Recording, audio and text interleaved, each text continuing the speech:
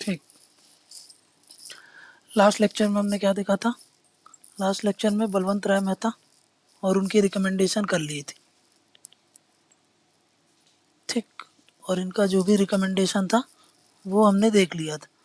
Basically इन्होंने 3 tier structure की बात की थी। ठीक, ये ऑलरेडी देख चुके थे। अब बलवंत राय मेहता ने अपनी रिकमेंडेशन तो दे दी, ये जो भी रिकमेंडेशन उन्होंने दी थी वो गया एनडीसी के पास। ठीक, एनडीसी क्या की? एनडीसी क्या करती है? ये इसको अप्रूव कर दी। ठीक, कि भाई हाँ, ये जो भी बलवंत राय मेहता ने बोला है उसको इम्प्लीमेंट करने की ज़रूरत है। ठीक है, क्या है ये एनडीसी? एनडीसी एक एपेक्स बॉडी है। एपेक्स बॉडी जो कि पूरे जो भी प्लानिंग कमीशन वगैरह जो भी प्लान वगैरह बनाती थी पहले, उनको क्या करती थी? अप्रूव करती थी। तो वैसे बलवंत राय मेहता ने जो भी रिकमेंडेशन दिया था, अगर एनडीसी ने अप्रूवल कर दिया तो फिर वो इम्प्लीमेंट होने के लिए चली जाती थी। हाईएस्ट एपेक्स बॉडी थी ये अप्रूवल देने के लिए। ठीक है, अब ये जो एनडीसी थी इसने अप्रूवल दे दिया उसको, बलवंत राय मेहता कमेटी की जो भी रिकमेंडेशन थी।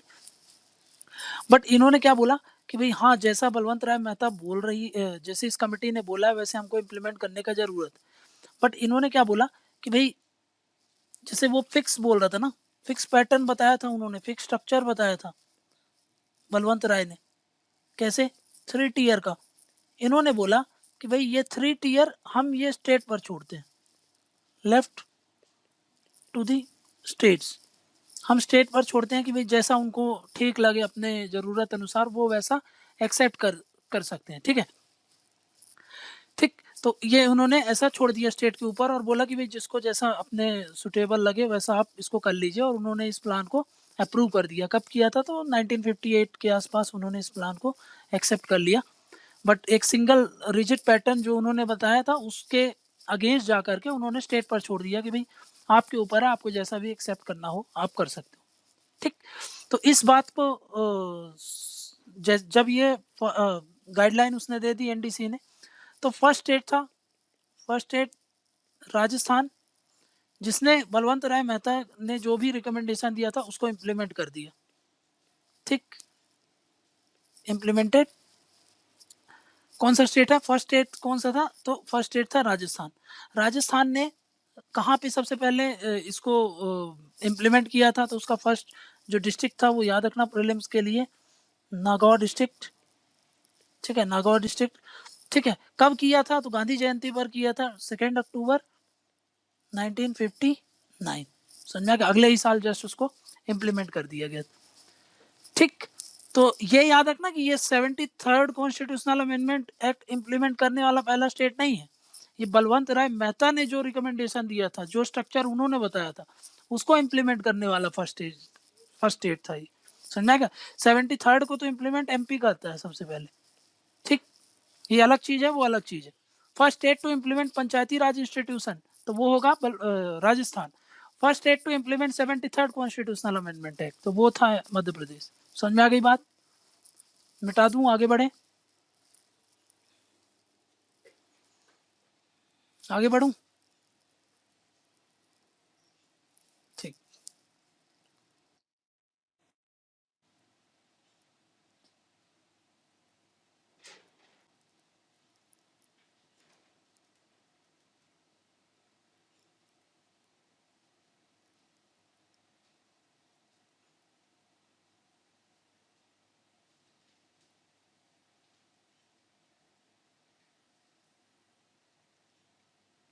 अब देखो एक चीज समझ लो, फेसेस ऑफ पंचायती राज। अब यहाँ से पंचायती राज इम्प्लीमेंट चालू हो गया ना, तो वैसे कुछ फेसेस हमारे यहाँ, हमारे कंट्री में फेसेस बन चुके थे कि पंचायती राज कभी फॉर्मल तरीके से, कभी इनफॉर्मल तरीके से ये सब डेवलप होता रहा। तो उसी को हम बोल रहे faces of Panchayati Raj institution. देखो 1947 से लेकर के 1959 तक पंचायती राज इंस्टीट्यूशन था क्या? नहीं था। तो कौन कंट्रोल करता था? स्टेट। स्टेट का गवर्नेंस ही रहता था। ठीक, स्टेट ही कंट्रोल करते थे, ठीक, स्टेट का गवर्नेंस होता था।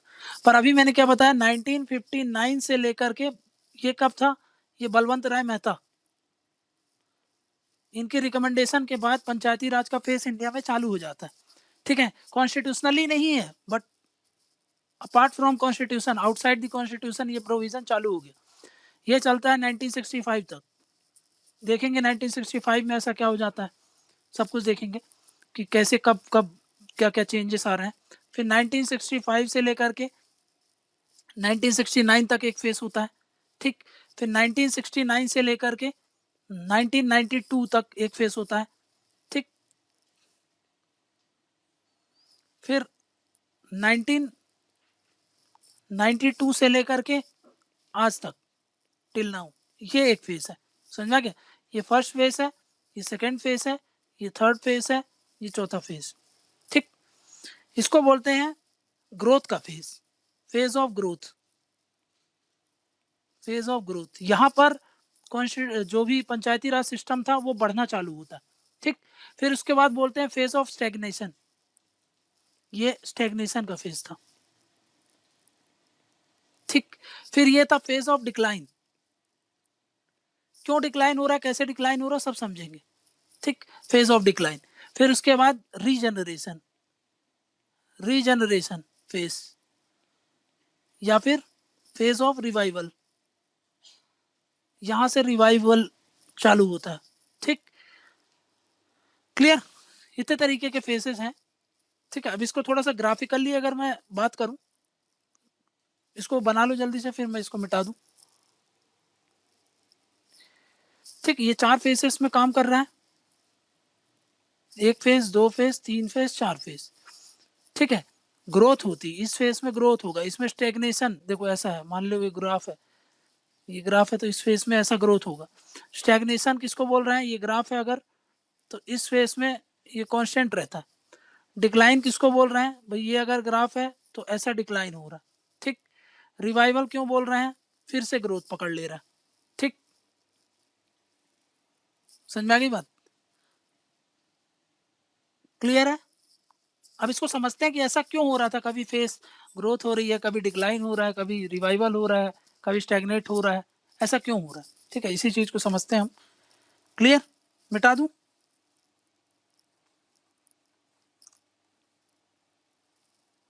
मिटा दूं क्या, ठीक।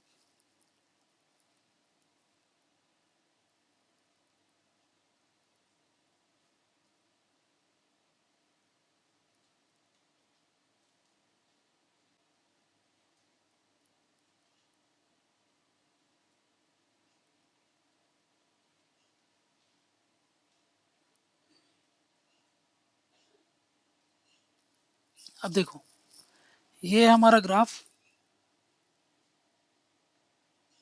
ठीक। अभी मैंने क्या बताया कि भाई पहला फेज जो था वो फेज ऑफ ग्रोथ था, तो ये लेते हैं हम फेज ऑफ ग्रोथ।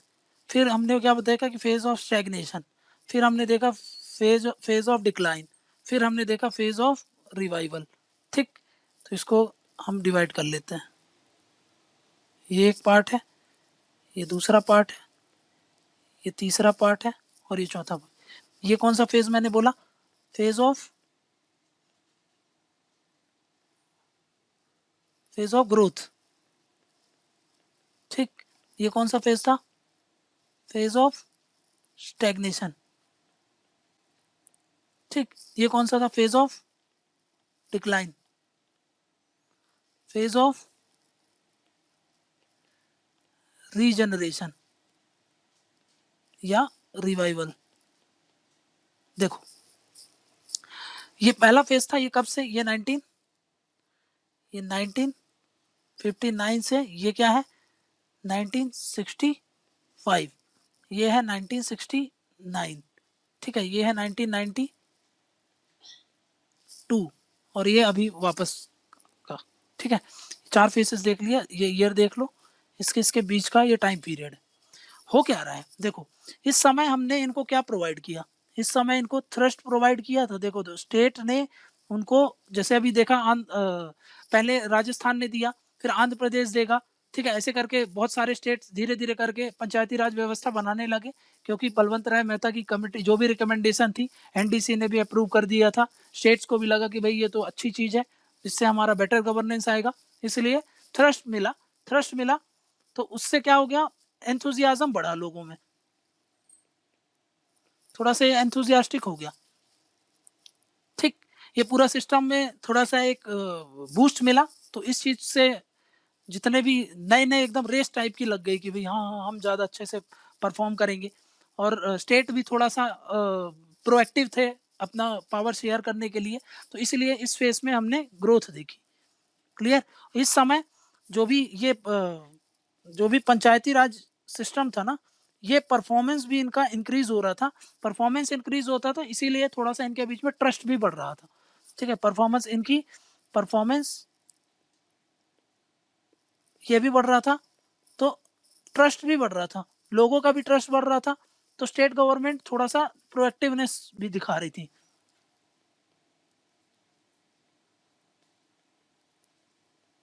ठीक है? तो इसलिए इस फ़ेज़ में क्या हो रहा था, भई जो भी पंचायती राज सिस्टम था, ग्रोथ हो रहा था उसका। ठीक? फिर नेक्स्ट फ़ेज़ आता है आपका 1965 से लेकर के 1969 के बीच में। इस समय में ऐसा क्या हो गया कि ये पंचायती राज जो सिस्टम था, ये फ़ेल हो जा रहे थे। समझ में आ रहा है? ऐसा इसलिए क्योंकि पीपल्स का जो फ़ेथ था, ठीक है ना? वो तो, अब एक चीज़ समझो, स्टेट गवर्नमेंट, देखो स्टेट गवर्नमेंट है एक तरफ, स्टेट गवर्नमेंट की लीडरशिप होती थी, स्टेट गवर्नमेंट की लीडरशिप एक तरफ और लोकल पंचायत की लीडरशिप एक तरफ। तो उससे हो क्या रहा था? उससे हो ये रहा था कि भई कॉम्पिटिशन आएगा ना, स्टेट की लीडरशिप और लोकल लीडरशिप में कॉम्पिटिशन आएगा। इनके बीच में, इन दोनों के बीच में क्या हो रहा है? इन दोनों के बीच में हो रहा है कॉम्पिटिशन। ठीक? जब कॉम्पिटिशन होगा तो स्टेट गवर्नमेंट क्या हो जाएगी? State government got annoyed. समझ में आ गया? अब वो जो भी ये सिस्टम में खुद से प्रोएक्टिवनेस दिखा रही थी, प्रोएक्टिवनेस अब शो नहीं करेगी। जो स्टेट का प्रोएक्टिवनेस था, खुद से जो स्टेट आगे बढ़ रहे थे इस सिस्टम के लिए, प्रोएक्टिवनेस उसकी कम हो गई। किसकी? स्टेट गवर्नमेंट्स की। ठीक? जब स्टेट गवर्नमेंट की प्रोएक्टिवनेस कम हो गई, ठीक है, तो क्या होगा? जो ये पंचायती राज सिस्टम थे, पंचायती राज सिस्टम जो भी बना था, ये भी धीरे-धीरे करके फेल होने लगे। Failed to deliver. ठीक है? फेल टू डिलीवर क्या? जो भी उनके लिए fail to deliver, fail to perform, जो भी इनको काम दिए गए थे, उसमें वो ढंग से काम नहीं कर पा रहे थे, क्योंकि नेग्लिजेंस आ गया ना इस समय तो। Negligence by state government. ठीक? स्टेट गवर्नमेंट ने पूरा नेग्लेक्टेंस शो करने लगा। ठीक है? और वहीं पर पंचायती राज खुद से भी इनोवेशन, जो यहाँ पर इनोवेशन खूब आ रहा था। यहाँ पर इनोवेशन खूब आ रहा था। नए-नए पंचायत अपना-अपना नए-नए तरीके से इनोवेट करते थे। बट यहाँ पर पंचायती राज सिस्टम जो था, उसमें जो भी इनोवेशंस थे, अब वो धीरे-धीरे करके कम आने लगे। समझ में आ गया? क्लियर है दोनों पॉइंट? ठीक? नेक्स्ट आगे बढ़ूँ? अब देखो, यहाँ से देखो 1969 के बाद यहाँ पे समय देखो, ये किसका था? ये टाइम था इंदिरा गांधी जी का। इंदिरा गांधी जी का। ठीक? क्लियर? इंदिरा गांधी जी का समय था। उन्होंने यहाँ पर 2 चीज़ों पर फ़ोकस किया। एक तो सेंट्रलाइज़ेशन पर ज़्यादा फ़ोकस किया। जो भी पावर थी, वो ऊपर होनी चाहिए। ठीक है? मतलब ऊपर लेवल पर सेंट्रलाइज़ेशन, और पंचायती राज किसकी बात करता था? डिसेंट्रलाइज़ेशन। इंदिरा गांधी काहे की बात करती हैं? सेंट्रलाइज़ेशन। पावर या तो सेंट्रल गवर्नमेंट के पास हो, या तो स्टेट गवर्नमेंट के पास हो। सब ज़्यादा पावर रहेगी सेंट्रल गवर्नमेंट के पास, उससे कम स्टेट गवर्नमेंट के पास। तो यहाँ पर जो भी पंचायती राज पर पहले ध्यान जा रहा था, वो सब अब जाएगा कि नहीं जाएगा? वो सब नहीं जाएगा। सेंट्रलाइज़ेशन बढ़वा दिया। सेंट्रलाइज़ेशन बढ़ गया तो क्या होगा? भाई सेंट्रलाइज़ेशन बढ़ गया तो नीचे के लेवल पे तो पावर ही नहीं रहेगा। जब नीचे नीचे के लेवल पर पावर ही नहीं रहेगा, तो भाई सीधी बात है, वो डिक्लाइन करेंगे कि नहीं करेंगे? बिल्कुल करेंगे। ठीक? दूसरा दूसरा एक चीज़ था, ब्यूरोक्रेटाइज़ेशन कर दिया हर चीज़ का।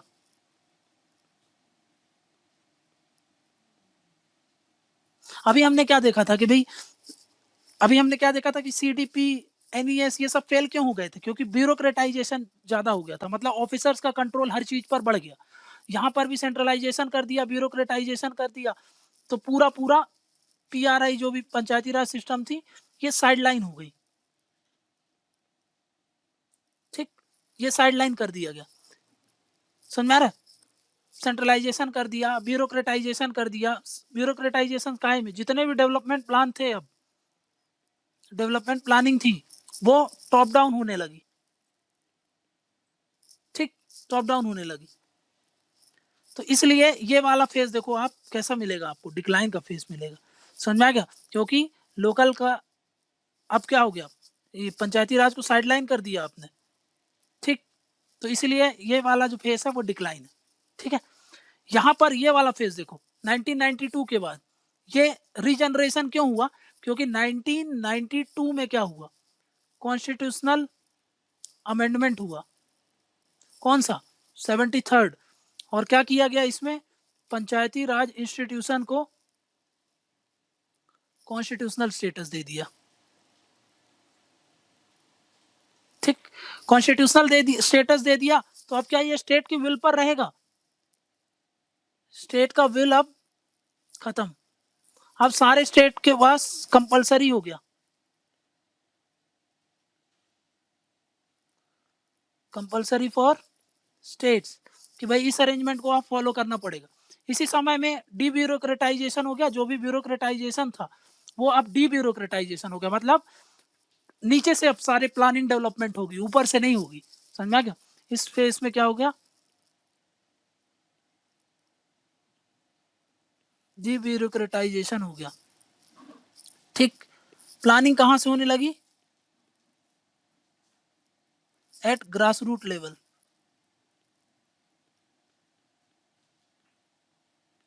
समझ में आ गया? तो इसलिए ये वाला जो फेज था आपका कैसा है, रीजनरेट होने लगा, यहाँ से उठने लगा।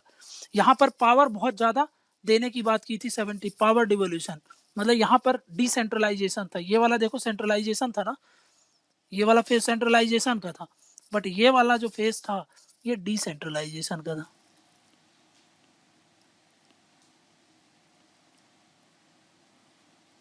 समझ में आ गई बात? अच्छे से इस चार्ट को समझ लो, बहुत इंपॉर्टेंट है ये।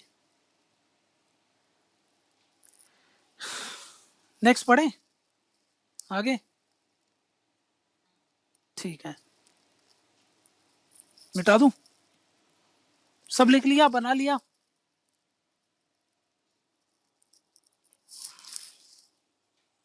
मिटाऊं?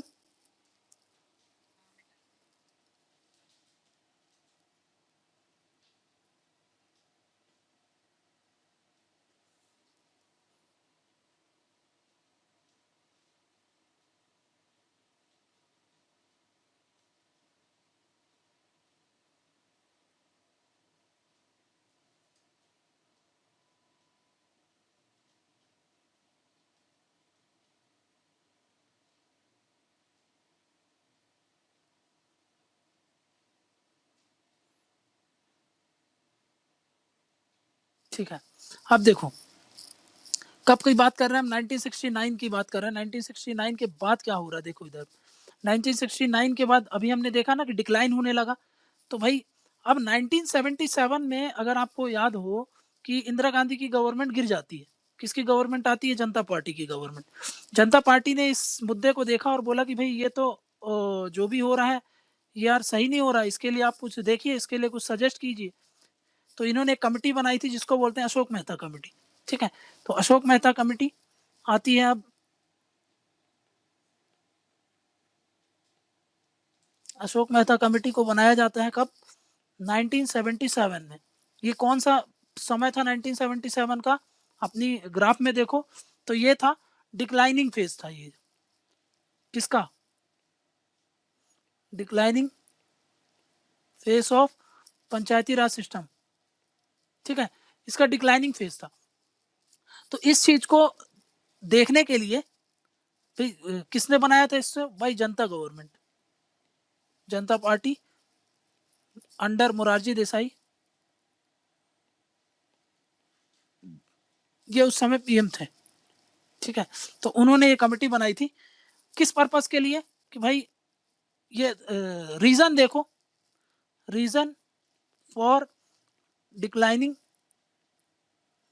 Face of Panchayati Raj system, और इसके साथ साथ आप कुछ हमें मेजर सजेस्ट कीजिए, एंड टू सजेस्ट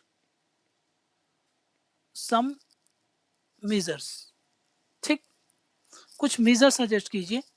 तो याद रखना है आपको कि भाई अशोक मेहता कमेटी किस पर्पस के लिए बनाई थी, इस पर्पस के लिए, लेकिन बलवंत राय मेहता वो सीडीए कम्युनिटी डेवलपमेंट प्रोग्राम और नेशनल एक्सटेंशन सर्विस इसके लिए बनाई गई थी, समझ में आ रहा है ना।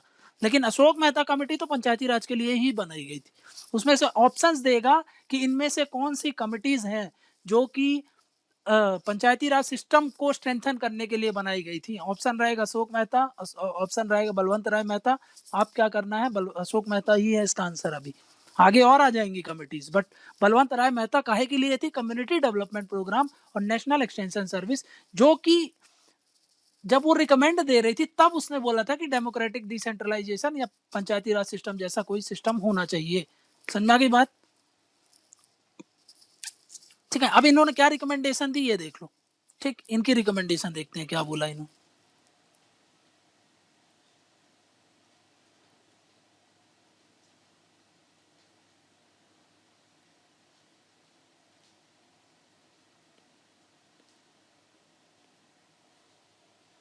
देखो रिकमेंडेशन देखो,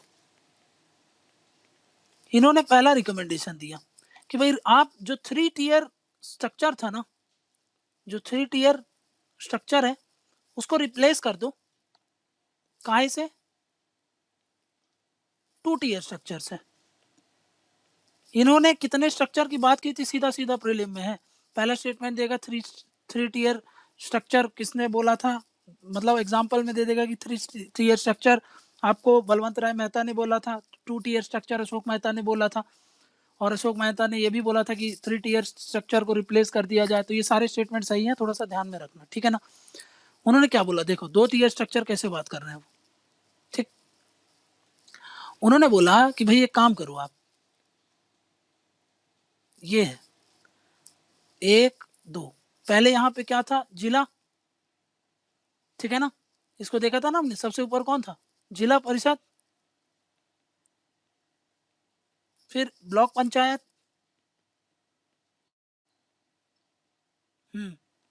फिर उसके बाद था नीचे ग्राम पंचायत,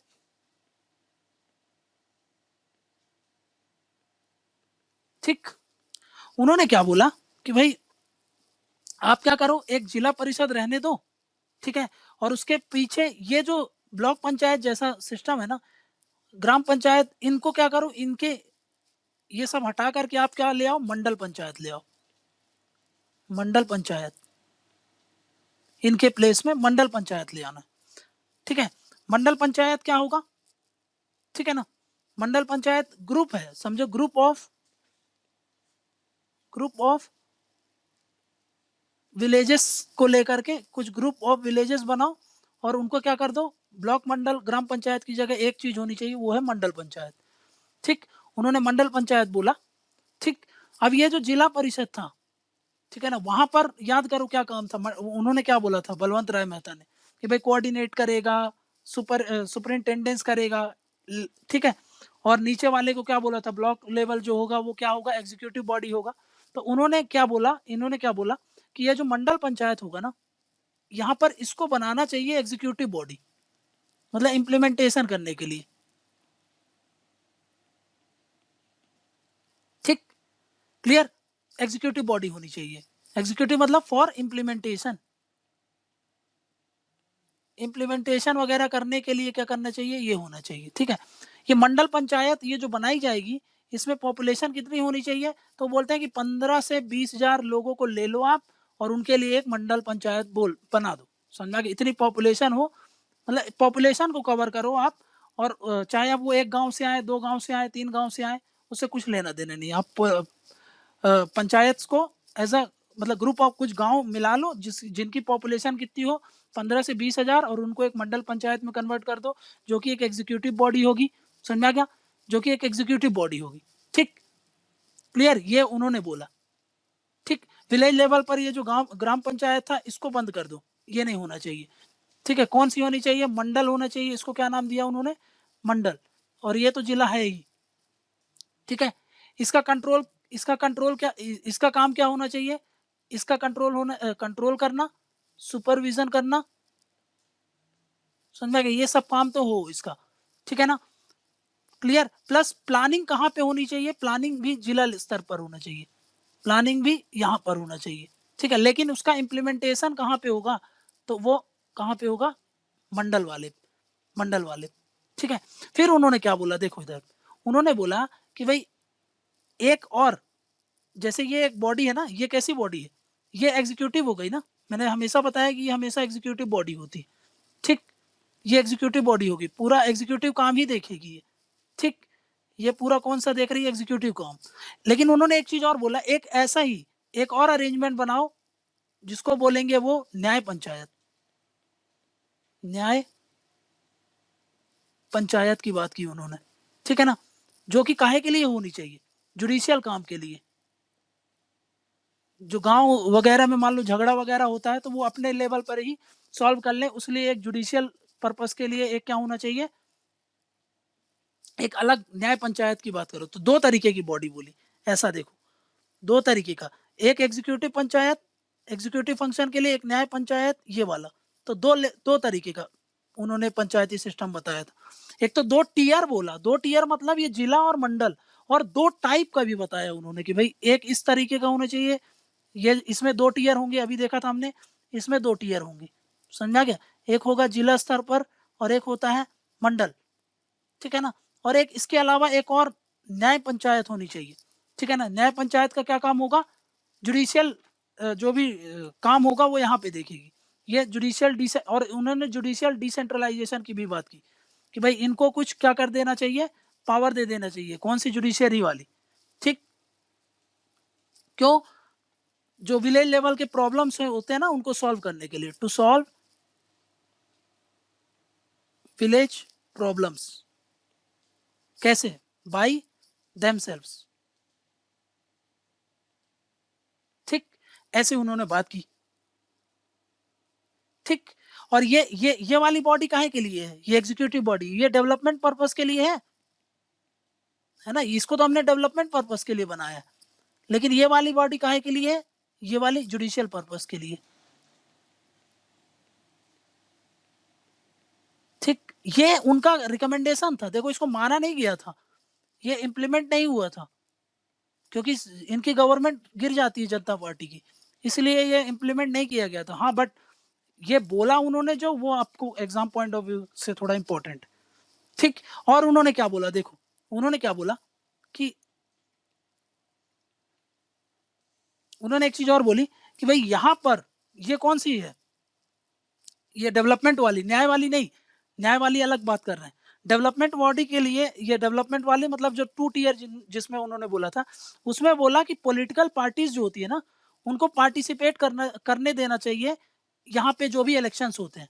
ठीक है ना, पॉलिटिकल पार्टिसिपेशन, पॉलिटिकल पार्टीज का पार्टिसिपेशन, पार्टीज का पार्टिसिपेशन कहाँ पर? हर एक लेवल पे, एट ऑल लेवल। फॉर किस पर्पस के लिए? इलेक्शन पर्पस के लिए। मतलब बीजेपी पार्टी चाहे तो इसमें पार्टिसिपेट कर ले, कांग्रेस चाहे तो पार्टिसिपेट करे, ऐसा करने देना चाहिए। समझ में गया? क्लियर? ठीक, इतना समझ में आ गया? थोड़ा सा मेरे को मिटाना स्पेस चाहिए। ठीक, मिटा दो इसको। ठीक, हाँ लिख लो।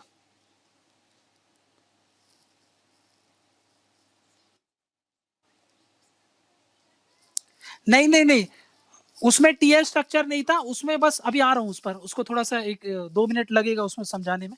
उसमें क्या था कि बोला गया था कि या तो इसमें क्या करना चाहिए, अगर स्टेट चाहे तो इसमें एक जुडिशियल पैरा जुडिशियल ऑफिसर जो होते हैं ना, पैरा जुडिशियल ऑफिसर्स मतलब जिनको लीगल का नॉलेज है, वो वहां पर रख दिया जाए, या फिर कोई डिस्ट्रिक्ट जज उसको मतलब प्रिसाइड करे।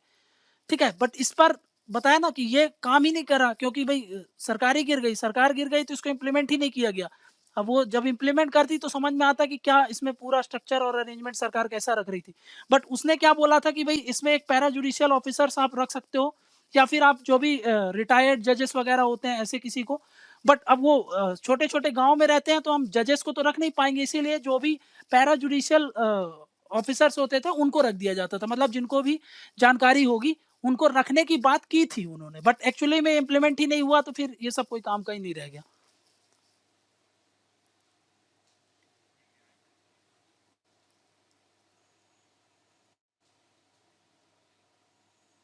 न्याय पंचायत कौन सा, ये न्याय पंचायत? हाँ, ये दोनों स्तर पर।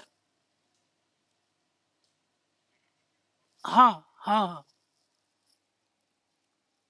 लेकिन ये तो सिर्फ रिकमेंडेशन था ना, हुआ तो कुछ भी नहीं है इसमें। ये तो गांव टू गांव, हर एक गांव में अपना एक न्याय पंचायत हो, गांव टू गांव अपने अपने गांव में हो। नहीं समझे? मान लो कि भाई एक गांव है, मान लो एक डिस्ट्रिक्ट है, इसमें मान लो 50 गांव है, तो हर 50 गांव में अपना एक पंचायत ये वाला जुडिशियल वाला होगा। भाई उनके गांव में जैसे लड़ाई झगड़ा हो रहा है, वो कहीं और उसकी सुनवाई ना हो, सुनवाई होगी तो भाई मान लो डिस्ट्रिक्ट जज डिस्ट्रिक्ट कोर्ट में सुनवाई हो रही तो टाइम लगेगा, टाइम लगेगा, पैसा लगेगा, और छोटी छोटी बातों पर बहुत ज्यादा वो भी हो जाता है। इसलिए वो क्या चाहते थे कि हमारा ये भी हो, वो गांव लेवल पर ही सॉल्व हो जाए। समझ में आ गया? गांव लेवल पर ही सॉल्व हो जाएगा, इसलिए हर एक जो भी एक ग्राम पंचायत है ना, सब में ये बोला था कि भाई एक ऐसा अरेंजमेंट करना चाहिए। बाकी कोलैप्स हो गई गवर्नमेंट तो इस पर कुछ हो ही नहीं पाया। अभी रुको, अभी 2-3 और चीज बची हुई है इसमें, तो अभी और क्लैरिफाई हो जाएगा। इसको जल्दी से बनाओ क्योंकि स्पेस नहीं है तो मेरे को चाहिए।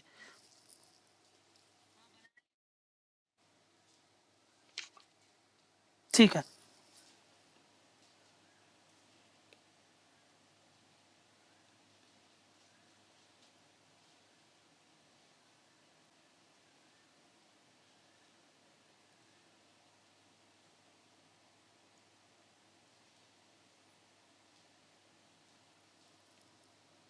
अब देखो, ये वाला डेवलपमेंट वाला काम कौन सा पंचायत करेगा, ये वाला करने की बात कर रहे थे। ठीक है ना? तो इनको क्या होना चाहिए, इनके पास पावर्स होनी चाहिए, इनको पावर भी देनी पड़ेगी। शुड हैव पावर्स ऑफ क्या, टैक्स लगाने की पावर होना चाहिए, और खुद का जो भी रिसोर्सेस है उसको ये खुद से अपने आप से मैनेज करे, ये भी पावर होने चाहिए। मतलब power to mobilise its own resources. ठीक है ना? ये भी होना चाहिए। अब ये सब पावर दे रहे हो आप, पैसे से रिलेटेड पावर दे रहे हो, तो भाई उसका मिसयूज ना हो, इसलिए इनका क्या होना चाहिए, रेगुलर सोशल ऑडिट की भी बात की उन्होंने कि भाई रेगुलर सोशल ऑडिट होना चाहिए कि भाई ढंग से पैसा खर्च हो रहा है कि नहीं हो रहा है, कहीं उस पैसे का मिसयूज तो नहीं हो रहा है, फर्जीवाड़े तरीके से तो उसको इधर उधर नहीं वो किया जा रहा है। समझ में आ रहा है? तो उसका रेगुलर सोशल ऑडिट की भी बात की। ठीक है ना? कि भाई सोशल ऑडिट किस पे लिए, कि भाई जो भी राइट पर्पस के लिए, फॉर आइडेंटिफाइंग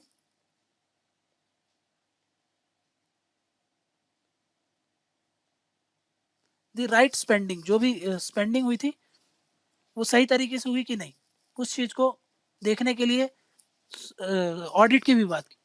ठीक। फिर उन्होंने क्या बोला, देखो अभी 2-3 चीज और बोली उन्होंने कि भाई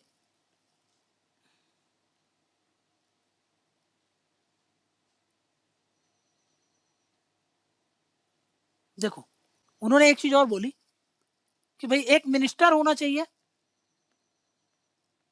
मिनिस्टर होना चाहिए कहां पर, किस पर्पस के लिए, पंचायती राज सिस्टम के लिए।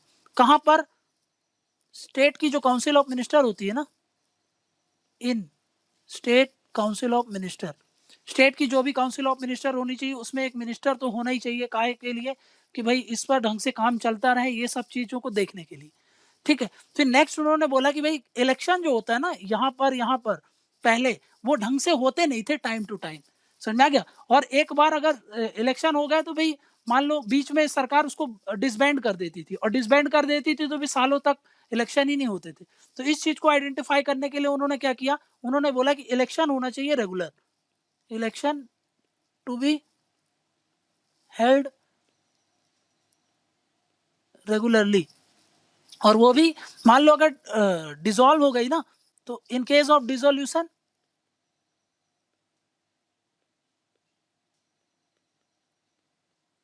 विद इन 6 मंथ्स तो होना चाहिए, विद इन 6 मंथ्स कर दो। अगर आप इलेक्शन देखो, इलेक्शन विद इन 6 मंथ्स कर दोगे तो भाई एक चीज होगी कि भाई देखो, अगर बार बार आप डिसबैंड करोगे उनको, तो बार बार इलेक्शन कराना पड़ेगा, और इलेक्शन कराने के लिए पैसा लगेगा। पैसा किसका लगेगा? स्टेट गवर्नमेंट का।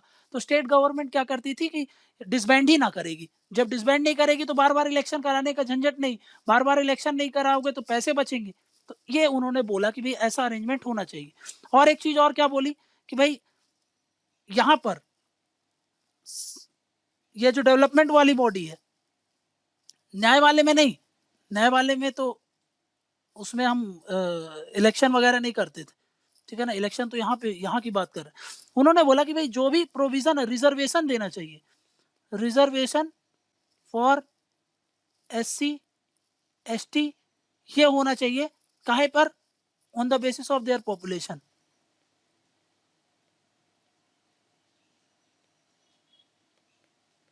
ठीक है ना। पॉपुलेशन के आधार पर उनको रिजर्वेशन जो भी होता है वो सब देने की बात की थी उन्होंने, ठीक है। ठीक, इतना समझ में आ गया। अब देखो, इतना बना लिया।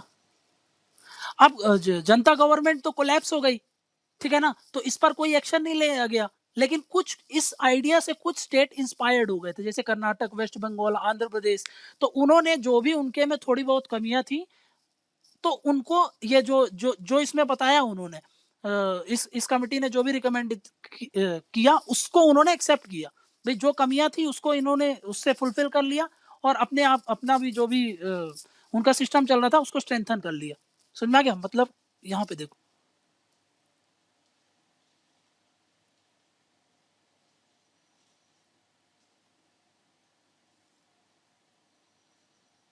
देखो जनता government collapse,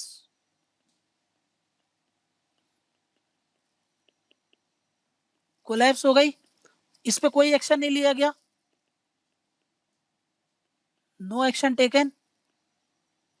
but some states adopted the provisions of Ashok Mehta Committee to revitalize their Panchayati Raj institution. समझ में आ गया?